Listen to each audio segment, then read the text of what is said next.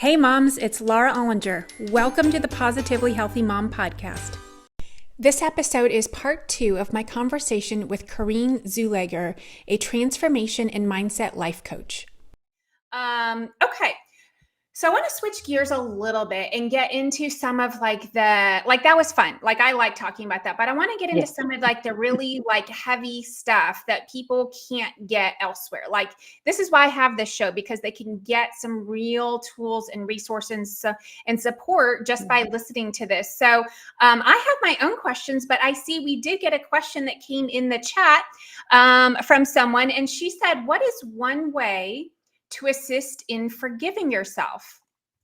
Okay, so it's a process of journaling. So what you're going to do is you're going to write out all the different names that for the first portion of it is where you write all the different names of the different people that come immediately. It's like a rapid fire writing, right? So you're going to write 30 different names that immediately pop to your head of people that you need to forgive. What was so interesting the first time I did this is how far back it went. Oh, I really? think it was maybe 4. Yeah. And so it's pretty interesting when you're just sitting down and I forgive so-and-so for doing this, in kindergarten, or something, right? You don't realize you're carrying that in Yeah. there. Um, and then there's a whole process that you go through in writing out that, I lovingly forgive them, release them. And then the second component of it is in the evening part of the day, you're going to write out that you lovingly forgive yourself and all the names that you're used for, that are used for you. So for me, I had nicknames as a child, or it might be mom or mama or, my husband calls me baby or, whatever, right? Whatever it was, all the different names that I have assumed for myself over the years, that I lovingly forgive and release myself also. And it's just it's a process that you go through, and it's over a period of time. So you do it in the morning and you do it over at night, and then you do it for 7 days. And we're looking at releasing ourselves. And the reason because when we carry all of that inside of us, it causes health issues. Oh, I believe that. Right, because that goes into that stuffing and that suppressing. So not being able to forgive ourselves, we're carrying around a burden we don't need to be carrying around, because what's so interesting is that we will keep ourselves on the hook for something that happened 30 years ago, that somebody else has that person who we think we need, that we did something to, they're not even thinking about it. Yeah, it's not even on Right. their So radar. this is, Yeah. yeah, it's not something that you ever need. In fact, I like to burn it. I just burn Oh, it and I allow okay. it to be released. And, because that really it's a conversation between you and your creator. It's like, please forgive me. I did these things I need to be forgiven for. At least I believe that. And Mm. release it and release it. So every time it goes up in flames, I'm like, bye-bye. Yeah. Wow. I'm really curious about that process. Is there any benefit to going to the person or people, if they're available in your life, to have a conversation about that? Or would that be good? Or what do you think? I think it depends on the situation. Often what I like to ask for is, what is the benefit of that? Because is that your ego talking? Is it the ego that wants, I need to be forgiven? Is that coming from a space of that? Or, can I seek forgiveness, do it through the creator, do it through the source, through energy exchange, Mm. as opposed to necessarily maybe going to somebody. If you believe that it's a situation where there can be reconciliation, Okay. and I guess that would be a choice, right? That you could make, but I would really weigh the pros and cons and ask yourself, really, is this ego talking, or is this coming from my soul that I would like to have forgiveness for this?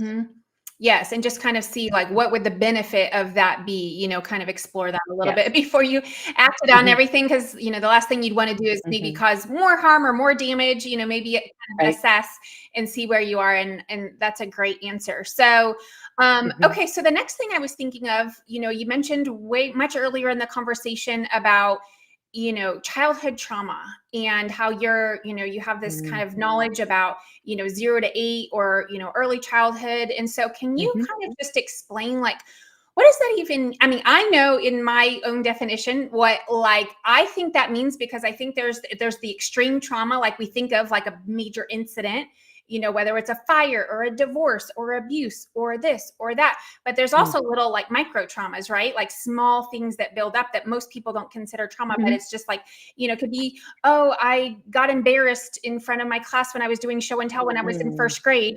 But Hmm. things like that built up, built up, built up, and it never got like resolved. And so it becomes trauma, right? So like when you talk about trauma, You can. which type are you talking about, or is it everything? I'm specifically addressing big T. When we're talking about adverse childhood Mm-hmm. experiences, this was a study that was done in the 90s.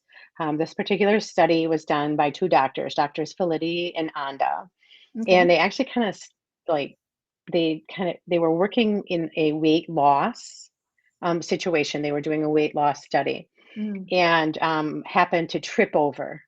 Um, Finding this information, and then they dug deep. Um, so what we're looking for, and I have a list of the questions here.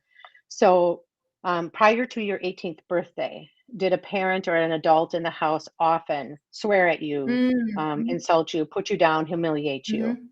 Mm-hmm. Question number two, did a parent or other adult in the house often push, slap, grab, throw things at you, injure you, ever hit you so hard that you were injured? Mm-hmm. The third one, did an adult or person 5 years older than you ever inappropriately touch you, in any sort of sexual manner? Mm-hmm. Four, um, did you often feel that no one in your family loved you or thought that you were important or special? Um, did you often feel that you didn't have enough to eat or had to wear dirty clothes or that there was no one there to protect you? Mm-hmm. Were your parents too drunk or high to take care of you or take you to the doctor? Number six is, were your parents ever separated or divorced? Seven, was your mother or stepmother pushed, grabbed, slapped, or had things thrown at her? Was she ever, physically harmed Mm-hmm. in front of you, repeatedly threatened? Um, Number eight, did you ever live with anyone who was a problem drinker or alcoholic or used street drugs? Number nine, was a household member depressed or mentally ill, or did a household member attempt suicide? And number 10, did a household member go to prison? Mm. So, with adverse childhood experiences, what that does is um, they use the analogy of having the bear live in your cave. So, our Mm-hmm. bodies are built, fight or flight, right? Or Mm-hmm. freeze or fawn. Um, but when the bear lives in your cave, there's no escaping. And so the Yeah. body is in perpetual fight or Mm-hmm. flight. So what Yeah. happens is the body is flooded with cortisol and flooded with adrenaline. And when we are Mm-hmm. flooded with those hormones, though the long-term exposure to that causes health repercussions that may not be seen until down the line, or in children you might see they might be asthmatic, right? They might be having night terrors. Mm-hmm. um, they might be bedwetting. There's different things like that that can happen. Mm-hmm. You were talking like a little bit of like the microaggressions. The second part of this that they look at is, was the child in foster care? Mm. Um, did they experience harassment or bullying at school? Um, did the child live with a parent or guardian that died? Um, was the child separated from their primary caregiver through deportation or immigration? Mm-hmm. Um, did a child ever have a serious medical procedure or a life-threatening illness? Did they hear, something violent or something awful happen within their neighborhood? Because there's kids that walk to school that it's not safe, Right, right? right. Um, was your child treated badly because of race, sexual orientation, place of birth, disability, religion? I mean, you and I talked about, sexual orientation. It's like one of the highest reasons why kids commit suicide, Mm, because they're being bullied mhm, for it. mhm. So these things feed into it, all goes to our sympathetic nervous system, Yeah. right? So they become dysregulated. Mhm. And when our bodies are dysregulated, we choose things to numb. What happens is the more we use of that substance to numb or to feel good, to release a dopamine to our brain, because that's what Mm. food or drugs or alcohol or shopping or that's what's happening. Mhm. Um, every time you do it, it it lessens the receptivity to the Mm. receptor. So the more you do it, it wears it down and it wears it down. Then you need more, and then you need more, and then you need more. Right, Okay, right. so um, exploring this is important because we have the ability within us. Mhm. This is where neuroencoding comes in, Right. and it's been super helpful. And the ramp technique that I use for the subconscious, because from birth till 8 years old, we're a pretty blank canvas. We don't have the prefrontal cortex of the brain developed yet. Mhm. And so everything gets stored in the subconscious brain. Mhm, mhm. What they see, what they smell, what they taste, what they touch. It can be from TV, it could be from music, it could be from the neighbors, it could be from kids at school, but it all gets stored in there. So you may not have a conscious awareness of Right. what's in there, Yeah. right? But it's wreaking havoc on your health. Mhm. Um, that's what happened to me. Just actually, a few months ago, I went to the doctor, and she's like, "How's your stress level?" And I'm like, I don't have stress. I work for myself. I love what I do. My life is Mhm. fantastic. I have an amazing husband. I have three beautiful children. My life is Yeah, great. yeah. Yeah. And she goes, that's really interesting. That's not what your blood work says. Oh, really? Yeah. And I was like, what? What? Yeah. So I was a little shook, right? Mhm. But there's so much that we can do, right? So when we start to heal these things within our body, meditation, because we can grow our telomeres. That's a whole, I could get Oh, into yeah. the whole science of I all of love that, hearing but about we're yeah. okay. Yeah. Right. But things like meditation, just sitting in nature, right? Mhm. Because sitting in nature is a form of meditation. Right. Again, connecting with people. Our skin was made to be touched. Mhm. We were made and wired as human beings to connect. Yes. Um, I cannot stress the importance of that enough because isolation is another killer of people, Mm. right? So, um, getting into I could talk forever about adverse childhood experiences and Mhm. the importance of it. For me, healing obviously a personal journey, and then also healing um, the trauma itself. I don't go deep with people. I'm not here to dig up all the old stuff and make you relive Mm. things. Okay. We have an awareness of it. Let's take it and we're going to lessen the vibration of it, Mm. and give it a little different look, and help you move forward in your life. Mm.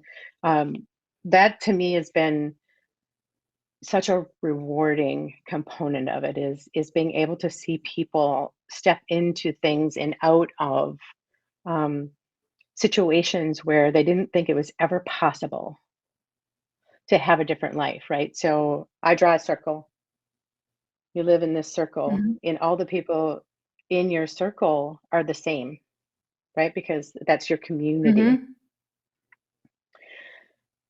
Until somebody jumps out of the circle, steps a toe out of the circle, right? We don't know life looks any different. How do I know it looks any different? If this is the way everybody around me behaves. But now all of a sudden I put my toe out there and I see there's a whole different world out there. Mm. And I want more of that, and I want Mhm. more of that, right? And then my hope is that everybody within the circle is going to take a look at me and go, wow, look at her. Look at her and how she changed her life. I Mm. want that.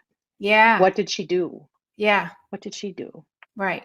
If that's possible for her, if she can come from, you know, I had two paths before me, Laura. Mm-hmm. What I was told was this, I knew my dad drank a lot, got to be in my teen years and started to understand the word alcoholic. I was able to separate the being from the behavior. I see Mm-hmm. that alcohol now in a whole different light, Mm-hmm. right? Um, or my mom, who really struggled with A, dealing with that, and then B, you know, was it mental illness or was it a mental health issue because she wasn't living the life of her dreams, right? Yeah. She wasn't out with friends. She wasn't allowed to have, like, there's so much that goes into that, right? So looking at Mm-hmm. those were my two paths. And it was like, huh, but like I wanted more. I Mm-hmm. wanted I wanted different. Mm-hmm. I saw the out, and the secrets that we keep as women, the secrets that we keep stuffing down, the shame, the guilt, the jealousy, the envy, um, the secrets that we keep from, what's going on within the walls of our house. Mm-hmm. Um, we stuff them down and we stuff them down and we stuff them down, and then they perpetuate themselves as illness. So Mm-hmm. I'm here to blow the lid off all of that. And like you said, we can't go out and I'm gonna be having open conversations. I have a podcast coming. It's called The Secret Oh, Keepers, awesome. and this is about having open conversations around, these are the secrets I kept. This is what I believed. This is how I Mm. healed. Right? It's not just kind of a open up like grumble session. It's gonna be like, this is the path Yeah. I took Right. to heal this Mm. with whatever was in me. So Mm-hmm. anyways, Mm-hmm.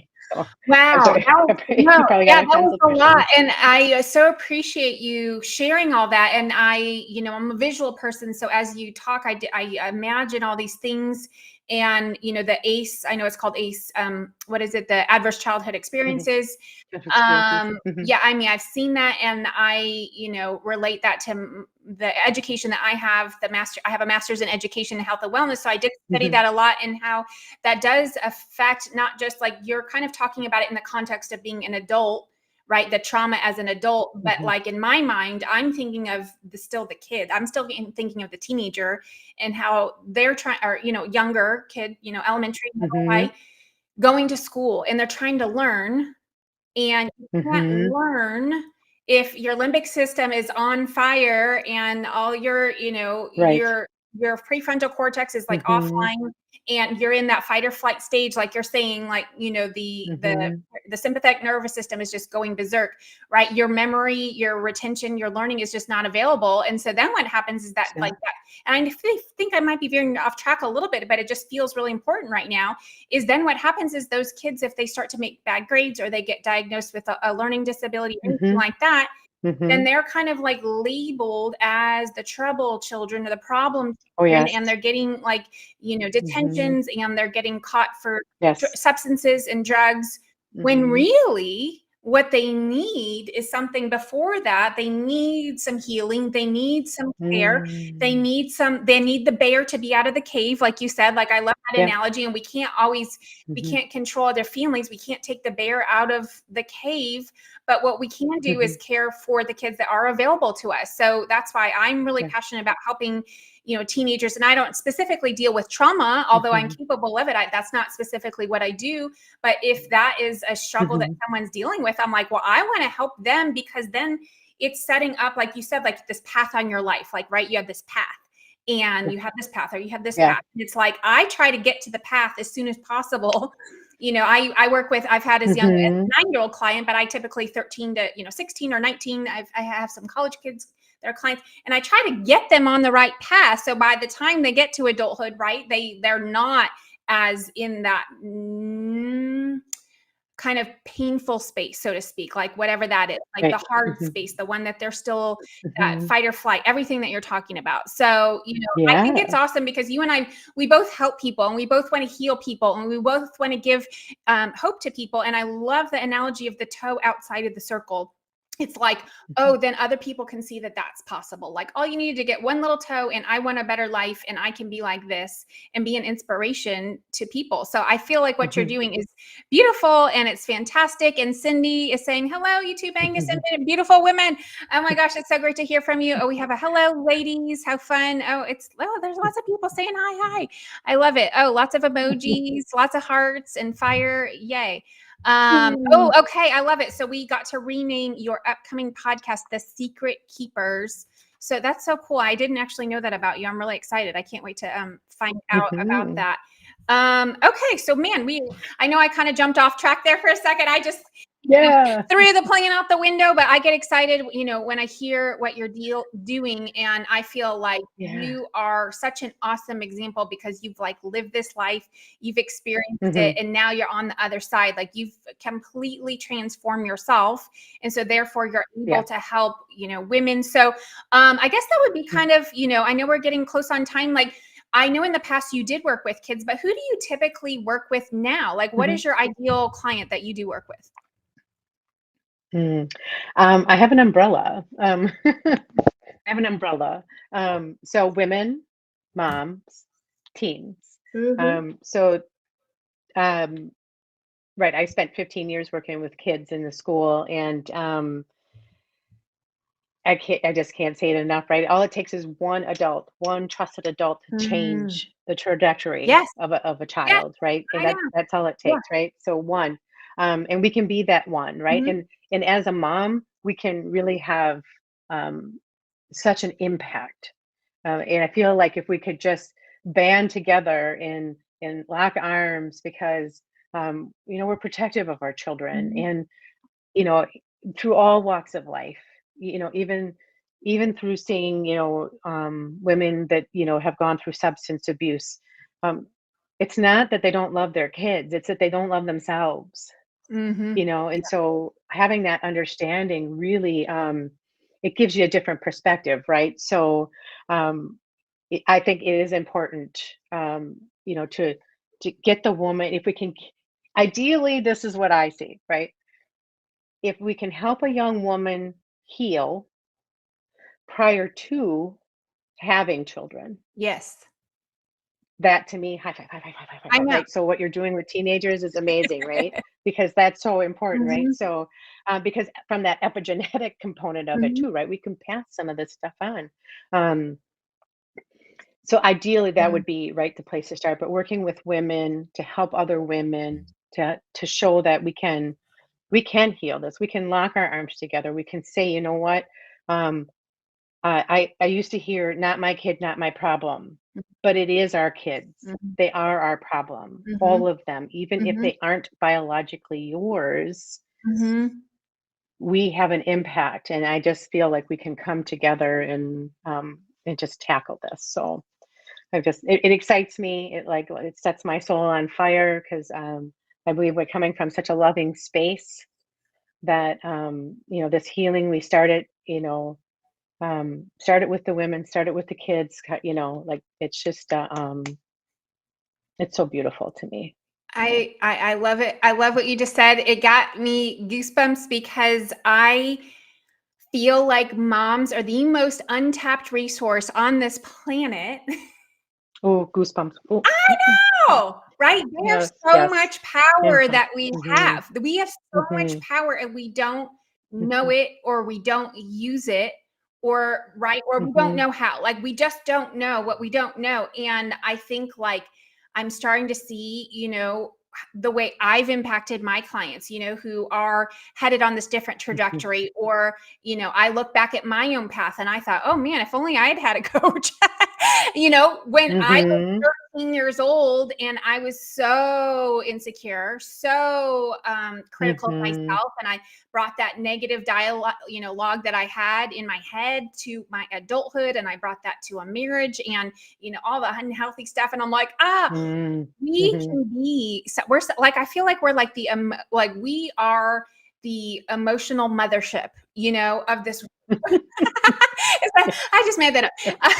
Right? Like we're Yeah, kind yeah, of, in a family, typically, the moms are, the head of the household as far as emotions go, hmm and we can be leaders in this. Like we can help people. yeah, We can reach out, and like you said at the very beginning of this, you said there's no like like a negative emotion doesn't mean it's a bad emotion. Like for me, you said it's just information, and I agree. It's just hmm like yeah, it's a signal that something needs attention. That's all we know that needs. Okay, right, so we are just about out yeah. of time. So, Corinne, how can people find you after today? Because you're just like literally Oh, a wealth of knowledge. I feel like I'm just getting so excited at the end here because we're running out of time and I want to hear more. yeah, So, I know.